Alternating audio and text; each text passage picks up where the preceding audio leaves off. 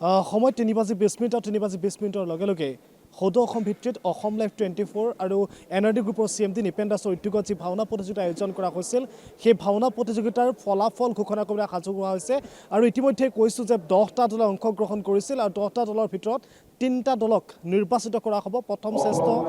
দ্বিতীয় শ্ৰেষ্ঠ আৰু তৃতীয় শ্ৰেষ্ঠ পুনে পুনে আমি যি ফলাফল সেই ফলাফলৰ মাজলৈ যাব বিচাৰিছোঁ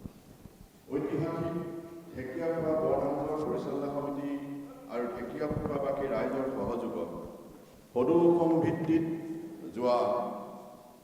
15 জানুৱাৰীৰ পৰা 19 জানুৱাৰী 2026 এক মাঘৰ পৰা 5 মাঘ 577 সংকৰাব্দ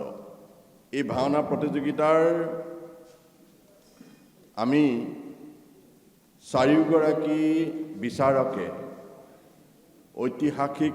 ঢেকীয়াখোৱা বৰনামঘৰৰ এই ভাওনাৰ খলাত বহি আমি বিজয়ী দলৰ আমি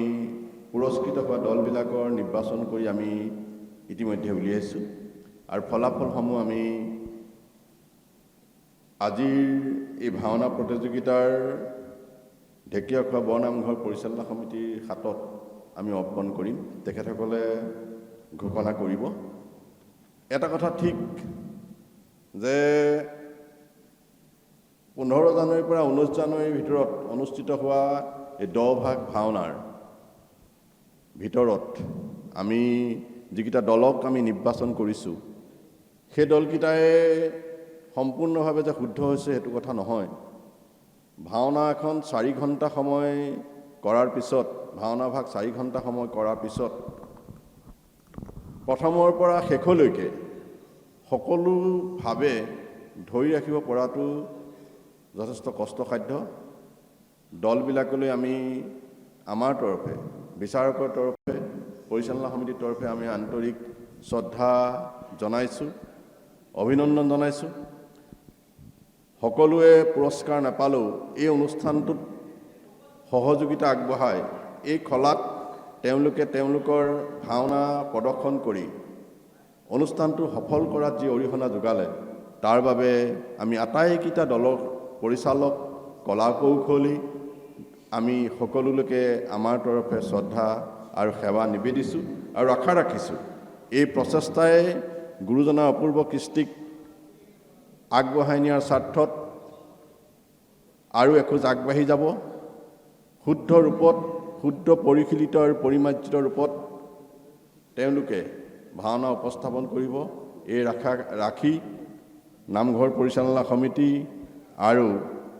আমাৰ অসম লাইভ 24 এনআৰডি গ্ৰুপৰ সকলো কৰ্মকৰ্তা সকলোলৈকে আইমাতৃ সকলোলৈকে আমাৰ তৰফে শ্ৰদ্ধা আৰু সেৱা নিবেদি আমি আজি যি ফলাফল আছে এই ফলাফল আমি সন্মানীয় ঢেকীয়াখোৱা বৰনামঘৰ পৰিচালনা সমিতিৰ সভাপতি সম্পাদকৰ হাতত অৰ্পণ কৰিব বিচাৰিছোঁ এটা আসলতে সকলো অপেক্ষাৰ এটা ক্ষণ কিয়নো 5 দিনীয়া যি প্ৰতিযোগিতা সেই প্ৰতিযোগিতাৰ আজি ফলাফল সেই ফলাফল ইতিমধ্যেই বিচাৰক মণ্ডলীয়ে অৰ্পণ কৰিব ঐতিহ্যমণ্ডিত ঢেকীয়াখোৱা বৰনামঘৰৰ পৰিচালনা সমিতিৰ সভাপতি আৰু সম্পাদকৰ হাতত গতিকে এটা ঐতিহাসিক ক্ষণ বুলি ক'ব লাগিব কিয়নো 10টা দল 5 দিনীয়া যি অপেক্ষা সেই অপেক্ষাৰ এতিয়া অন্ত পৰিব গতিকে আমি পৰিৱেশটো দেখুৱাবলৈ চেষ্টা কৰিছোঁ এয়া হৈছে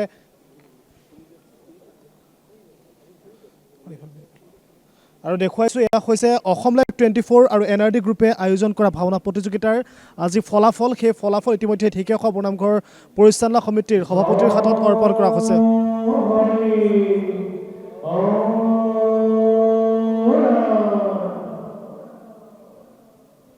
আৰু ইতিমধ্যে সভাপতিৰ হাতত ফলাফল পৰিছে আৰু বিচাৰক মণ্ডলীয়ে ইতিমধ্যে যি 5 দিনীয়া আচলতে যে প্ৰচেষ্টা সেই প্ৰচেষ্টাৰ অন্তত ইতিমধ্যে ফলাফল ঘোষণা কৰিছে গতিকে ফলাফল এতিয়া ঘোষণা কৰা হ'ব অসম লাইভ 24 আৰু এনআৰডি গ্ৰুপৰ CMD নিপেন দাসৰ উদ্যোগত ঢেকীয়াখোৱাবাসী ৰাইজৰ সহযোগত যি ভাওনা প্ৰতিযোগিতা আয়োজন কৰা হৈছিল সদৌ অসম ভিত্তিত ভাওনা প্ৰতিযোগিতা সেয়া ফলাফল ঘোষণাৰ বাবে আগবাঢ়িছে গতিকে 10টা দল সেই 10টা দলৰ ভিতৰত তিনিটা প্ৰথম শ্ৰেষ্ঠ, দ্বিতীয় শ্ৰেষ্ঠ, তৃতীয় শ্ৰেষ্ঠ দল নিৰ্বাচিত কৰা হ'ব। গতিকে পোনে পোনে আমি ফলাফলৰ মাজলৈ যাম যে কোনে লাভ কৰিছে প্ৰথম শ্ৰেষ্ঠ দল খিতাপ, কোনে লাভ কৰিব দ্বিতীয় শ্ৰেষ্ঠ, সেই আমি যাবলৈ পোনে পোনে আমি ফলাফললৈ যাব বিচাৰিম।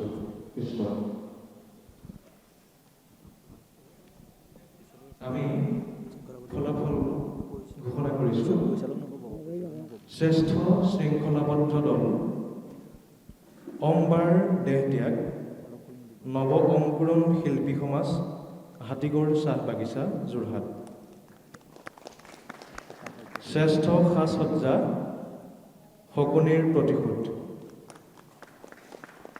শ্ৰেষ্ঠ ৰূপসজ্জা মচুকুন্দৰ জনাৰ্দন দৰ্শন। শ্ৰেষ্ঠ মুখা ঘোঁৰা বৈদেহী বিয়োগ। শ্ৰেষ্ঠ বায়ন শংখধ্বজৰ কৃষ্ণ দৰ্শন শোধনাৰ মুক্তি লাভ। শ্ৰেষ্ঠ গায়ন মুচুকুন্দৰ জনাৰ্দন দৰ্শন জৰাখণ্ডৰ মুক্তি লাভ। শ্ৰেষ্ঠ শিশু শিল্পী যুটীয়াভাৱে লৱকুশ ৰাম পৰাজয় সীতাৰ পাতাল গমন আৰু লৱকুশ বৈদেহী বিয়োগ। শ্ৰেষ্ঠ নাৰদ মৎস্য অৱতাৰ। শ্ৰেষ্ঠ খলনায়িকা অষ্টি মুচুকুন্দৰ জনাৰ্দন দৰ্শন। শ্ৰেষ্ঠ খলনায়ক পুৰুষ দুৰ্যোধন শকুনিৰ প্ৰতিশোধ। শ্ৰেষ্ঠ পাৰ্শ্ব চৰিত্ৰ মহিলা ধৃতি শংখধ্বজৰ কৃষ্ণ দৰ্শন। শ্ৰেষ্ঠ পাৰ্শ্ব চৰিত্ৰ পুৰুষ সুৰথ শংখধ্বজৰ কৃষ্ণ দৰ্শন। শ্ৰেষ্ঠ ভাৱৰীয়া মহিলা সীতা বৈদেহী বিয়োগ।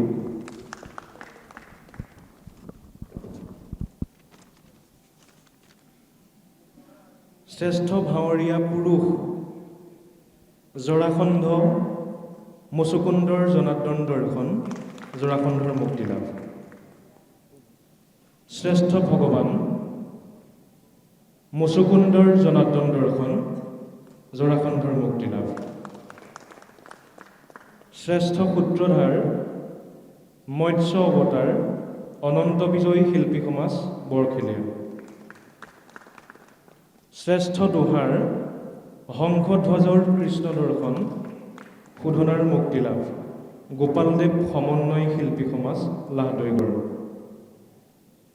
শ্ৰেষ্ঠ পূৰ্বৰংগ শকুনিৰ প্ৰতিশোধ কৃষ্ণ শংকৰ শিল্পী সমাজ মিলননগৰ।